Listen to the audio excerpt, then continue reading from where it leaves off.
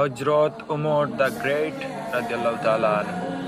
হযরত ওমর রাদিয়াল্লাহু তাআলা আনহু ছিলেন ইসলামের দ্বিতীয় খলিফা। তিনি একসময় ছিলেন কঠোর ইসলাম বিরোধী, কিন্তু কুরআনের আয়াত তার হৃদয় স্পর্শ করল। তিনি ইসলাম গ্রহণ করলেন। ইসলাম গ্রহণ করার পর থেকেই মুসলিম উম্মার ইতিহাসের নতুন অধ্যায়ের সূচনা হয়েছিল। তিনি ছিলেন ন্যায় বিচারের প্রতীক। দিন-রাত মানুষের খোঁজ খবর নিতেন, দরিদ্রদের জন্য কাঁদতেন, এতিমের মাথায় হাত রাখতেন। তার শাসনামলে ইসলাম বিস্তৃত হয়েছিল 3 মহাদেশে। বিশাল সাম্রাজ্য শাসন করলেও তার জীবন ছিল অত্যন্ত সরল সহজ। একবার এক ব্যক্তি তাকে দেখে জিজ্ঞেস করলেন, হে আমিরুল মুমিনিন, এত বড় সাম্রাজ্যের খলিফা হয়েও আপনি মাটির বিছানায় ঘুমাচ্ছেন কেন? হযরত ওমর উত্তর দিলেন, দুনিয়ায় আমরা সবাই অতিথি, প্রকৃত বিশ্রাম মিলবে শুধু আখিরাতে। ওমর ইবনুল খাত্তাব রাদিয়াল্লাহু তাআলা আনহু ছিলেন সাহসের প্রতীক, ন্যায় বিচারের প্রতীক এবং মুসলিম উম্মার প্রতীক, রোল মডেল।